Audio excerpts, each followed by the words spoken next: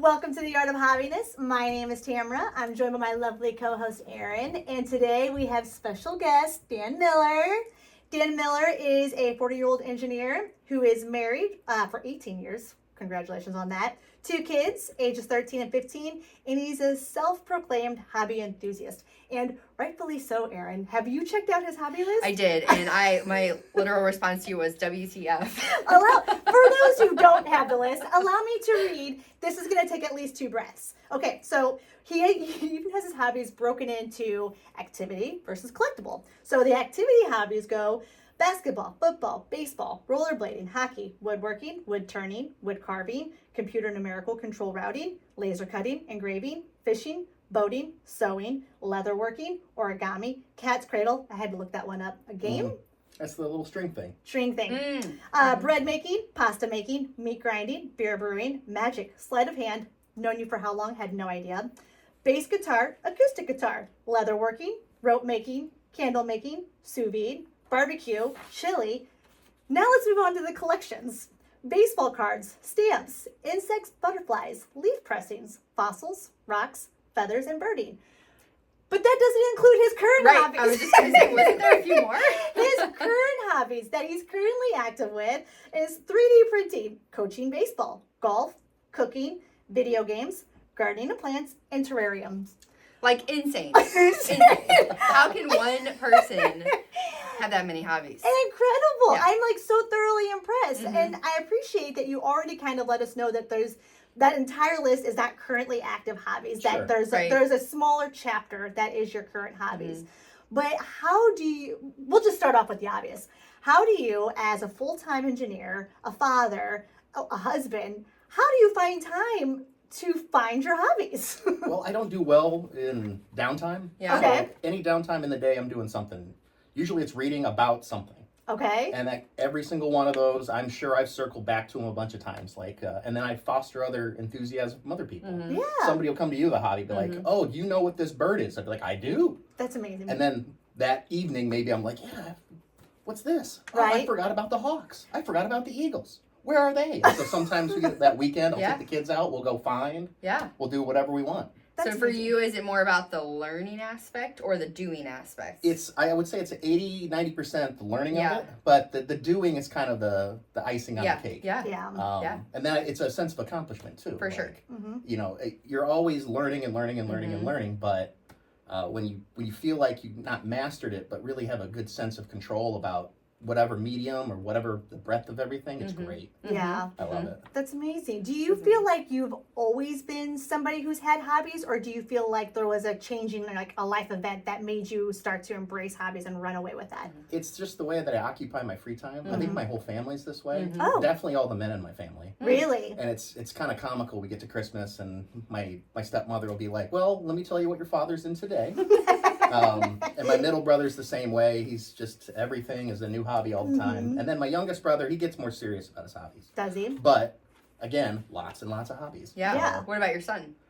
Yes, the same, except, I mean, his hobbies are basically baseball, working out, and video games. Yeah. Mm-hmm. And He then is 13. now, wife and daughter, they Daughter does a pretty good job. Early on, I like to cook. I love cooking. And when you get a short little one that wants attention, I cooked with her all the time.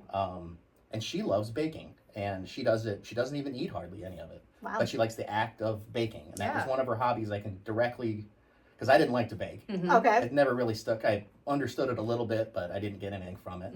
But she did. So I would cook, she'd bake, we'd have a meal that evening. It was fantastic. And it's still that way now. It's interesting to hear you say, because just off the list that I just went through, it's hard for me to think that there was a hobby that you didn't like. Right. Is baking, was that the hobby that you could say in your lifetime that you didn't like, and why? Or is there another hobby that you can recall that was just not suitable for you? Well, it's not even that it's not suitable. It just didn't give me that didn't scratch the itch that I needed. Baking, I never really got my head wrapped around how to do it correctly because I don't follow directions very well. Yeah, and it's very specific, isn't Very it? specific. Like you don't really have room for error, right? Yeah. And if you I'm do, you asking look not from experience from at experience. all. I've made a lot of bad baked goods. Yeah. And so it's one of those things where the juice is never worth the squeeze for me, so I don't stay motivated in doing it. But I've certainly tried. Yeah. So it sounds like you're down to try just about anything, right? So once you feel like you've mastered a hobby or you've gotten fulfillment out of it, do you ever go back to it, or you kind of do sometimes? All the time. Okay. Usually when I get other people who are starting up early in that hobby, because a lot of times when you start a hobby, there's that introductory period where you're not really sure where to start, how to do, what's useful. Definitely. And bestowing that information on other people really kind of invigorates me to, and sometimes I get back into it again. Okay. Do you like to kind of share? So it sounds like you like to share your hobbies. Like Yes. it's not necessarily, a hobby doesn't exactly equal just you being removed by yourself. It sounds like you kind of get more joy out of kind of passing down in like the a social knowledge. aspects. Yeah. I like connection. that part of it, but initially it's just about me. It's a very egocentric thing. Okay. Very solipsistic, if you want. Yeah. Well, that's incredible because it you know, you kind of touched on the fact that like your dad actually did hobbies and like how you're actually kind of passing some hobbies down. We kind of find a lot in our male guests is that it seems like some hobbies are kind of start off as generational. Like it was passed down from your father, and you've already said that you're passing it down to, you know, your sons and daughter. Or just that mindset of how you approach leisure time, right? Yeah, like you it's a learned behavior, maybe a I little would bit. 100%. Yeah. I can't just sit still. Yeah. Yeah. You know, Yeah. Like, you know, maybe I'm going to start a podcast tomorrow. Who Yeah. knows? Do you ever find that you want to just sit and veg out and like watch TV, or that's just not something that you like to do?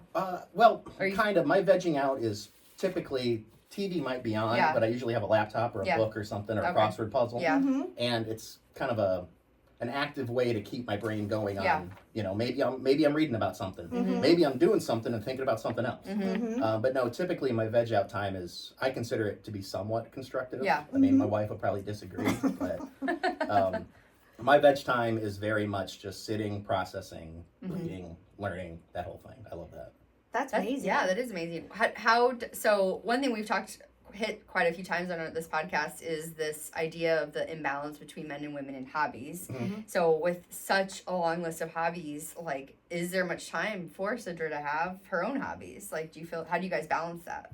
Well, so when I get my hobbies, I'm not doing them like all day usually, unless I'm golfing or something. But when you get those little chunks of time, like maybe I'm starting to cook dinner. Well, I'm not just going to sit there and watch water boil. You know, I probably fire up my phone and start doing a crossword puzzle. Okay. Or, there was a thing I was thinking about. Or Christmas is coming up. What would be a good idea for a 15-year-old girl, a 13-year-old boy? What was that thing my wife said? I ask myself that all the time. You know, there was a thing that we wanted to do. Right. Planning vacations. Yeah.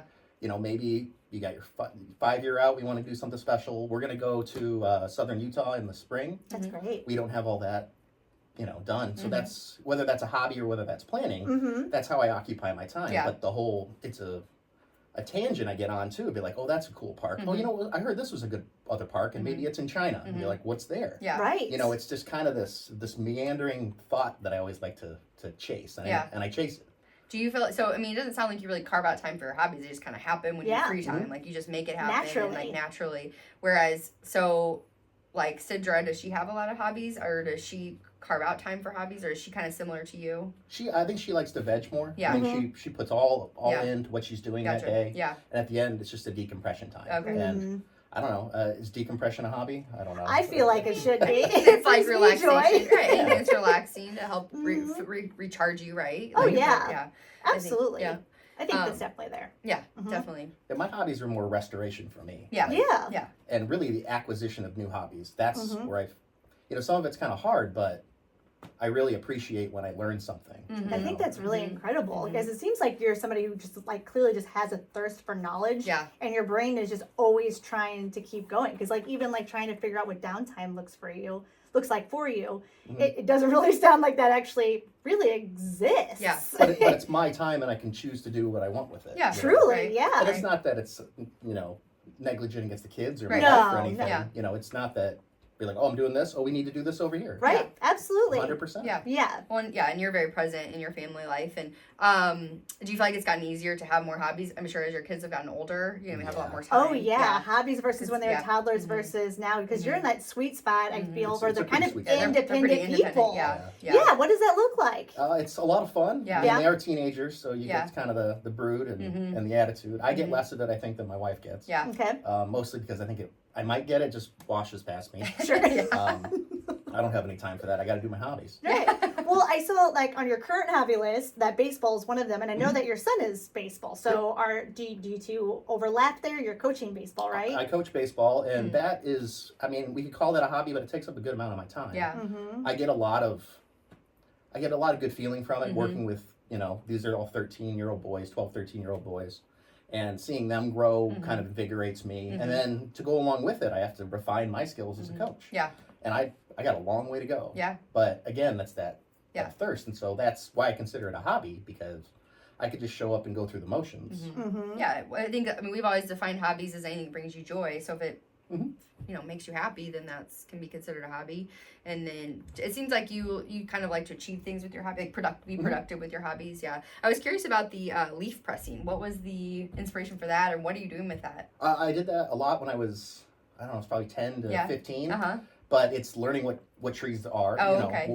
what current trees are. Get a leaf, you press it in like a heavy book. I had a big dictionary full of them. And then I put them in laminated sheets, and I had a whole bunch of them. Oh, wow. And you're like learning about each thing as you go along. Yeah. Which is interesting, actually. It's making me think, okay, I want to go on a journey. Yeah. Let's go on a journey together. Okay. Okay, so with as many hobbies as you have, I have to assume these all represent chapters in your life. Yeah. Okay? I want to just start picking groups of age ranges. Okay. That's a good point. But 40, so we got 4 of these, right? 0 to 10. 0 to 10 was a lot of sports. A lot of sports. Yeah. Okay. And what do you feel like? Do you feel like there was a skill that you learned out of that generation of you that took you into the next level? I think that part of it, specifically when you're that young, sports is a great way to just learn discipline. Okay. And I didn't necessarily like it then. You strike out 4 times in a game, that's a rough day. But you also have a great game then one afterwards, and it kind of scratches that itch. And then what it teaches you is resiliency and how to occupy your time. I definitely learned that early. That's great. I think that's amazing. Okay, next generation, 10 to 20. What was your hobby that really sticks out to you there, and where did you learn? Well, 10 to 20, we did a lot when I was, we were big into hiking, and that's where a lot of the insect collecting came. That was something we did as a family. Oh, okay. My brothers and I and my dad, it was a hobby my dad had as a kid. We had nets, we'd go catch butterflies, everything. Wow. We try to catch dragonflies, and they have big dragonflies. They're almost impossible to catch. So when you catch one, it's like... That was like the big deal for you guys. Yeah, very exciting. That's actually interesting. I had no idea that dragonflies could be so big that somebody would be like, I got one. Especially up in Chicagoland, you get the green darters or darners, one of the two. And I mean, they're about the size of your hand. Oh my God. And they're fast. Yeah. So if you catch one, you're like, yeah. That is exciting. That would be an exciting one. I think I'd be terrified though. I'd be like, it's on me. Yeah. All right. 30. Wait, no. 20 to 30. 20 to 30. 20 to 30. That was when we first started working, and a lot of that was acquisition of skills, like for computers. I was always in computers. Which you had listed as part of your hobby. It is. When I come home, I don't necessarily stop doing it. I just kind of do it my own way. Wow, that's really interesting, actually. Like your husband does, he has a media server in the house. I did that all throughout my 20s, and home networking and a lot of other things that did help me in my professional life, but maybe it wasn't an itch I was getting in my professional life. Something I wanted to try. That whole thing. And then, being married and I was just going to say, this nesting big in a life house. event happened during that time. kids. That was kids, and you turned into a partner. Right. You really do. And then a lot of those are, I need to be better at plumbing. Woodworking, that kind of thing. Well, I need to repair some of the, siding or molding or anything that we have in our house. Okay, I could do it the easy way, or I could take a little extra time. And now it's both maintenance and an acquisition of a skill. So that was a lot of that. I feel like your brain just works differently than mine. Right? Like, what kind of amazing. money can I throw at somebody else to make sense? That's my hobby. Yeah. Right, that's your hobby money. That's said, right. didn't you say at the beginning you don't like reading directions? But you don't like, but clearly that's not true. Anyway. I like to take in all the Naturally. information and make my own decision. Right. I like to figure out all the wrong ways to do things. So you learn, right? In the 20s and 30s era, though, like we pointed out, you're become a partner now. You have kids. Did you notice a difference in how you had to approach finding hobbies in this era? Yeah, Taylor Swifting is for eras. The whole thing. The eras. This is the eras. It's the Dan era. Oh my God, that's the name of our podcast episode. That's great. It's Dan's eras tour. I love it. Thank you. I'm so happy. Anytime That's we good. can see Swift into it, I'm okay with it. Yeah. I love it. Okay, so did you find a different method in which you had to approach hobbies? Did it take you longer to learn hobbies? Was there... It did. I mean, when you're first first becoming a professional in life, you have all these new responsibilities, new kids. You don't even know what you're doing. Yeah. I mean, we can all agree as Right. parents, Yeah. like you're, There's Yeah. no you manual. just have to stay one step ahead of them. Yeah. Right. That's Yep. it. Yeah, that's Yep. exactly it. One step ahead of Yep. them, which sometimes you're You not can't. even you're not Yeah. even at the same step Right. as them. Right. You're steps behind. Oh, they're past me now. Yeah. I can't even imagine. It's terrifying, but you know, you just gotta strap in and go. Yeah. Truly, truly. But I think certainly I wasn't able to do as much of my free time and go down these meandering paths when the kids are so young. Well, one, you just don't have the mental capacity for it. You're working on work, you know, trying to be a good husband, attempting to be a father. Like, and I say Tired, attempting because I'm still attempting now. Yeah. Yeah. So nice. But at that time, the hobbies where I could get out of the house were bigger, so that's where you get with your management of time. Ah, okay. And it was a lot harder to do that. So it was a little bit more of a stressful period. But during those times, we'd block out Friday's mine or Saturday's mine. You and Sid did? Yeah, we Gotcha, would okay. talk about that. Yeah, I was Sure. going to ask if you guys had to have those conversations because that's come up a lot. Is like this idea of like you need to ask your partner for support to support, you know, carve out that time. And so I feel like when your kids are little, that is extremely important. Oh, It is. yeah. We kind of relegated to having our calendar, our online calendar that we Oh both yeah. share. Yeah. Actually, you guys were the ones that inspired our Yeah. marriage. Yeah. It's God. Thank Yeah. you for being Yeah. the first on the pipeline to do the trial and error for us. Well, even now, which I'll show you what our calendar looks like now. It Right. looks like Oh my this. gosh. So for Insane. those that Insane. can't see that, if you want to show the TV, Every day is like- it's, Every day's every full. day is stacked That's and insane. color coded, which I really love. I appreciate Yeah. that. That is It's- nice. Without that, Yeah. I mean, that was kind of our thing because we can't always talk about what we're going to do. Mm-hmm. You know, there's Yeah. just, you know, hey babe, hey babe, hey Right. babe. I don't Right. know what we're doing on Right. Saturday. Right. If my wife really wants to do something, her hobbies are hiking with the family. Mm-hmm. A lot of times like mini vacations, staycations, that kind of thing. I love She just that. puts it on the calendar. That's great. I never even Yeah. thought about like putting Not the even asking, vacation just- like yeah. yeah. Yeah. Like vacations just seem like that would be just like such a larger thing. But if you like staycation, like you said, she does. Yeah. That seems so simple to Yeah. just block that time and be like, We're stay going in on this house. Sunday. Right. Oh, nice. That's great. That's awesome. Well, we're going to Chicago tomorrow, and she just puts that on the calendar. That's wonderful. And we're sensitive to other people's time, but Sure. if she's something she needs, it goes on the calendar and we work around it. That's amazing. really great. It sounds like you guys have a really good communication Yeah, system, and using the calendar Sure. really helps foster that avenue. She's great at communicating. Do And you that is feel like on record. her side of it, do you feel like she would say that there's balance in the hobbies? Like she gets enough time for her hobbies? I wouldn't want to speak for her, but Yeah, I know, would yeah, say yeah. she isn't looking for hobbies. Yeah. She's necessarily looking for some downtime Yeah. or a time to do the thing that she needs to get done. Sure. Mhm. And if that's the way she wants to spend her Yeah. time, that's more Yeah. than fine. Yeah, with yeah, me. yeah. Nice. All right. That's So awesome. now we're in Dan's 30 to 40 era, Yeah. right? 30 to So 40. 30 to 40 era, like your kids are pretty much their own people now, and kind of even have starting to form their own social calendars and needs. How did that look whenever you guys had to pull in now two new self-care time, really, Yeah. schedules? I mean, a lot of it's keeping the kids busy, so that becomes part of your hobby. Their hobbies become your hobbies. Okay. My daughter swims now. I've never really been to a swim meet, so that's a part of my hobby because now I'm reading and learning all about what swimming is competitively, which is interesting. Yeah. I didn't know it, Yeah. but her hobby's now my hobby. Now I don't think I'm going to get in the pool and swim. Yeah. I couldn't do a breaststroke if I would likely drown. But you still like learning about it and sharing that with her, the Yeah. experience with her. And kind the of, same yeah. thing when I see something with her and I said that was you're not 2 seconds off your time. How did you do that? And then she'll tell me because it's now her hobby. That's So wonderful. it's not necessarily Yeah. our hobby, Right. but it's a shared communication, a shared thread. That's cool. I like that you kind of pointed out how like your kids' hobbies now. We always talk about generational going down, right? But like in this scenario, it's now going in the reverse, and they're passing them up to you. Do you feel there's a difference in how you absorb a new hobby when it's you passing it down versus them passing it up? Sometimes, because not everything sticks. Okay. What I found is my passions for whatever it is tends to bleed over onto them. Now, maybe they don't like it. If I'm really big into baseball, that's kind of where my son went. He couldn't care less about baseball. The more enthusiasm I have in something, the more it kind of permeates throughout the whole family. Wow, yeah. Now, sometimes they can roll their eyes at it if I talk about it too much and they don't care. Sure. But at least that enthusiasm's there. It's Yeah. I know what my dad's into. Yeah. And I'm pretty difficult to shop for because if I want something, I usually You just buy get it? myself. Oh, yes. Yes. I'm already feeling that with the Yeah. people in my Yeah. life that I'm like, it's Yeah. already holiday Yeah. season. I'm like, It's hard being an adult. Or "Arr!" shopping. Yeah. Yeah. No, 100%. It's fun sharing and then they have their own hobbies too, stuff that maybe I'm not interested in, but knowing more about it just helps the communication as well.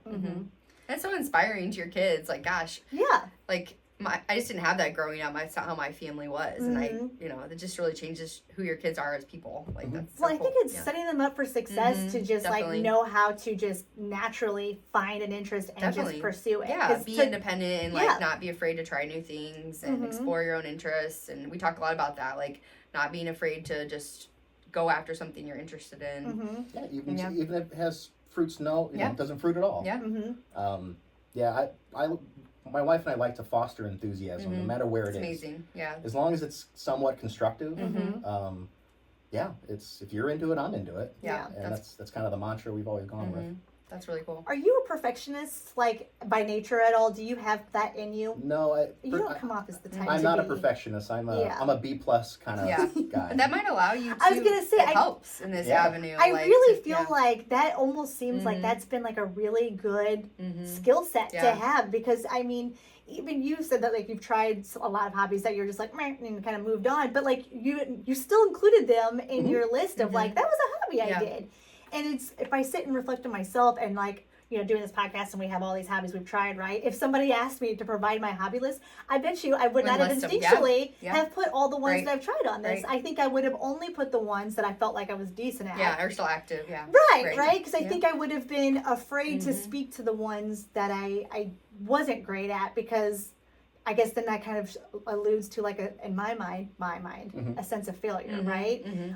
So you're kind of inspiring, Dean, and the fact that you're like, no, that counts. Put that on the list. Time, effort, and it didn't work. Right. But it was still a hobby for a period of time. It still gave you a skill set that not only maybe defined you, but also gave you something that you were able to pass down to your children. And now your children just seem to, from watching you, it sounds like naturally picked up this skill set of they're pursuing hobbies and they're doing that time. Well, it seems like it translates to confidence too, like confidence in all aspects of life, like in some ways, right? I mean, I always kind of laugh. Some of those hobbies I do. I feel like origami and the cat's cradle were ones I did as a kid. Like 10 years old. Right. I heard of cat's cradle. I literally had to look it up.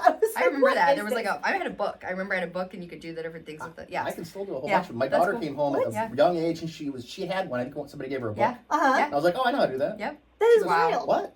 I'm surprised you remember. I don't think I could remember. Oh my God. But that's cool. All right, do we make it to 40s yet? I think, not really. Current, so 30s, so you're in your 40s. You're just on the eve of your 40s, we'll say. You're on the eve of your 40s. What does 40 to 50 have looking for you? What is it that you're staying alive? My hobbies are my blood pressure. I don't know. I really don't know where my 40s will take me. And I kind of like that too. It's kind of an open book, and I can write it any which way I want. So there's not a single. Is there a hobby out there that you haven't tried yet that you're like you're on the eve of it, or it just still hasn't got there, but maybe it could be in this era? I don't know. I think I might circle back, because that's an extensive list of hobbies. A lot of those I just tried for maybe weeks, months. That counts. And it counts, but a lot of them I'm going to go back to, because maybe it requires more of a capital investment to go to the next level. Sure. Gotcha. And currently with kids in the house and as busy as they are, their hobbies, I would imagine, for the next at least 4 or 5 years, until they really get into the middle of high school and get cars and and then they get out of my life. By their own forceful ambition.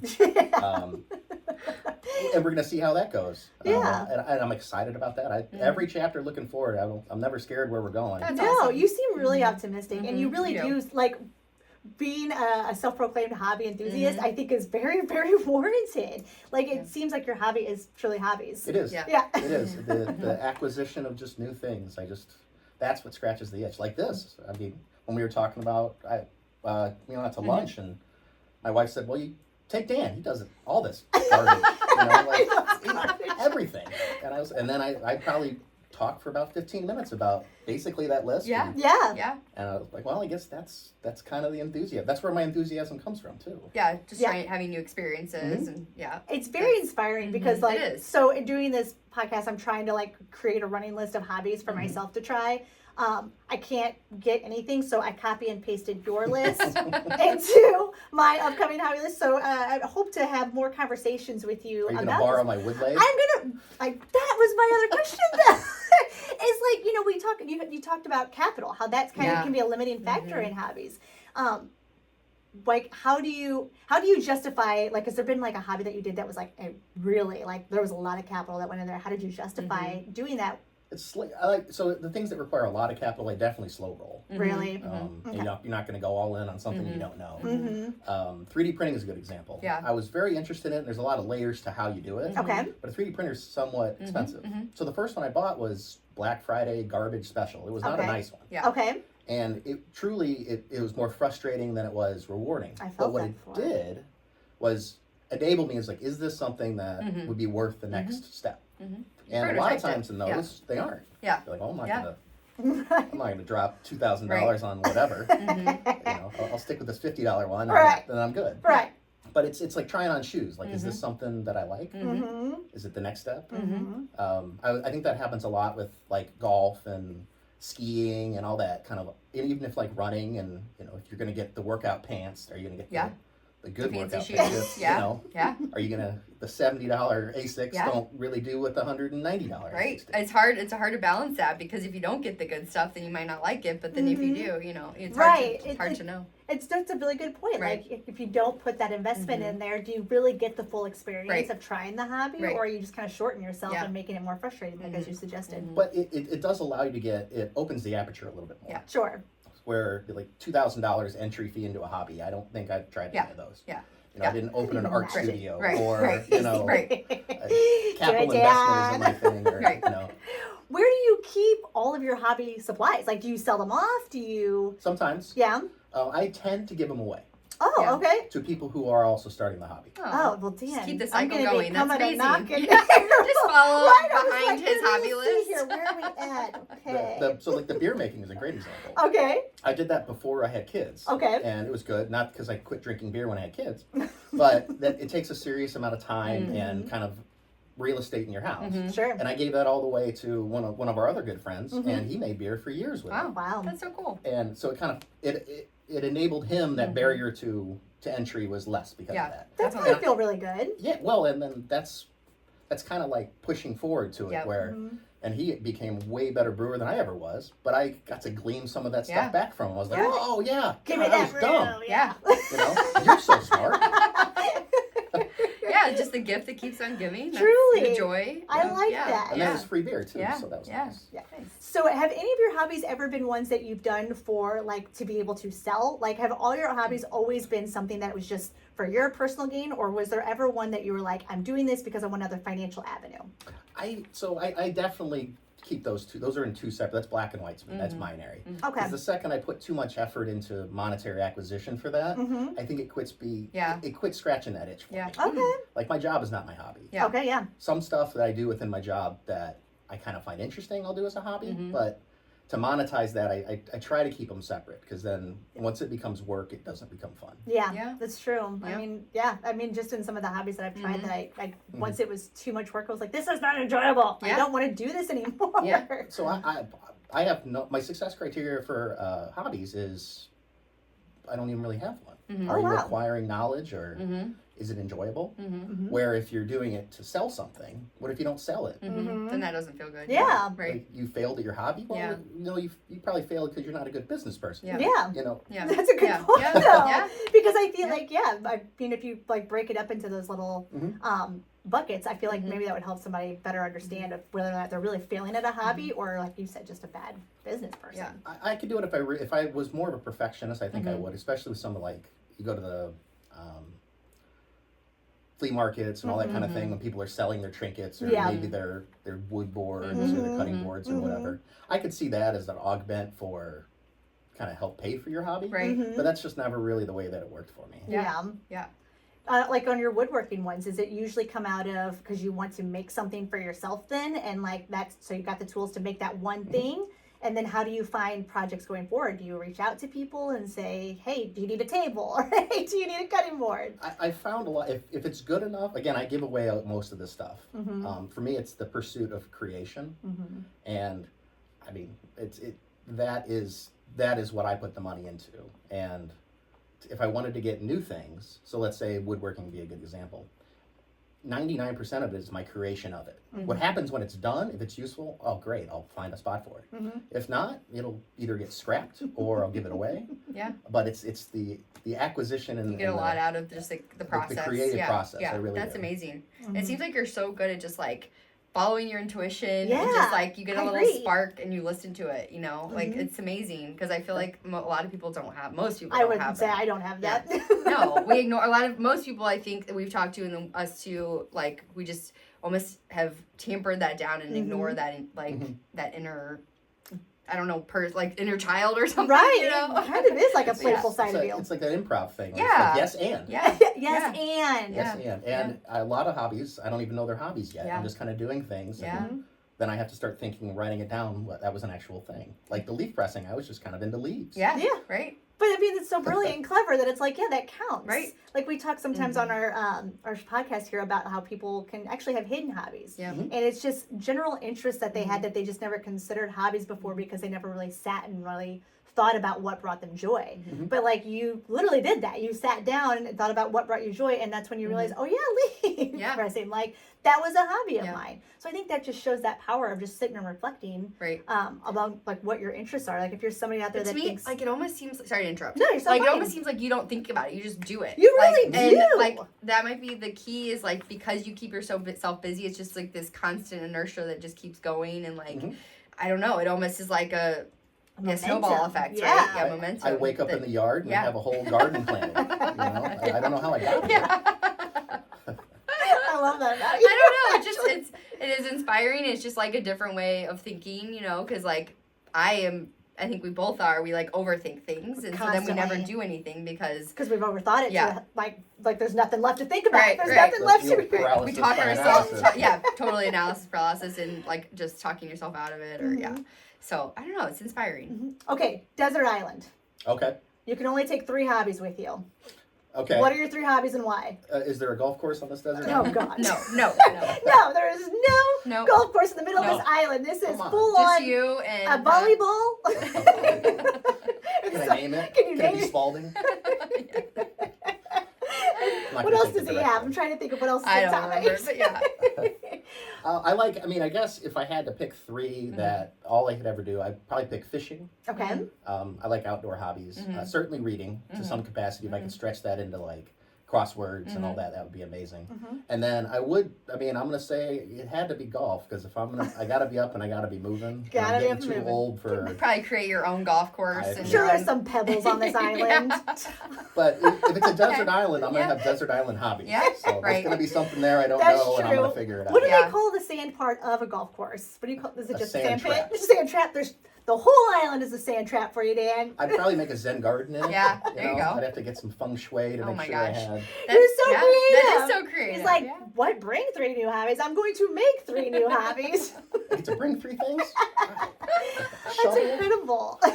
Well, I mean, honestly, Dan, like, you're just really inspiring because, like Erin pointed out, like, it seems like you just go with your gut and your instinct and you just follow that journey and see where it goes. And it's kind of inspiring because I feel like I'm somebody who just thinks of 100 reasons why I shouldn't do something, you know, because it's self-deprecating. Is that the thing I want to say? I just, I get in my own way. And it seems like you've really figured out how to not get in your own way. And that, you know, is obviously successful, not just for yourself, but it also seems to be like leaking out to your family, right? And I think that's just incredible. I really do. So cooking would be the best example I could probably give is I read the directions, I know about how to do things, but when I'm making a meal, there's a million different ways to do it. And that's a good example. Be like, well, I don't have this, maybe I'm gonna try this. Turns out that was awful.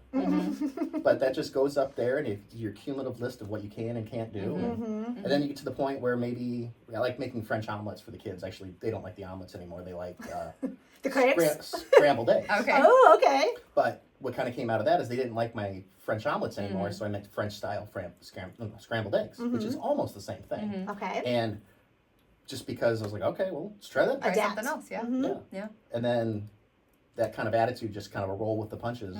I've messed up a lot of stuff. Don't get me wrong. Sure. But not any of them make me feel bad. That's great. I wish I. Well, yeah, you conditioned yourself to Yeah. not worry about the mess ups, and then like it's just self-perpetuating cycle.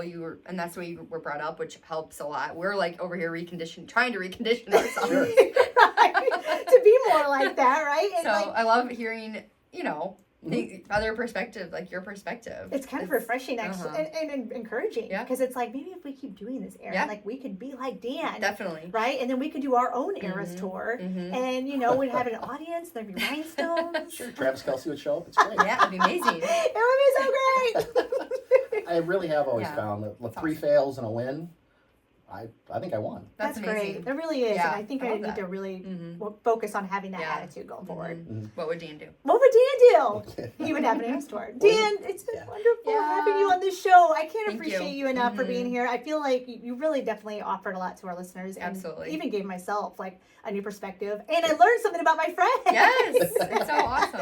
I want some sleight of hand magic tricks after this. If you can do that, please. Thank you, ladies, for having me. Yeah, It's thank been a you. joy. Thank you. Absolutely. Thank Thank you. Yep.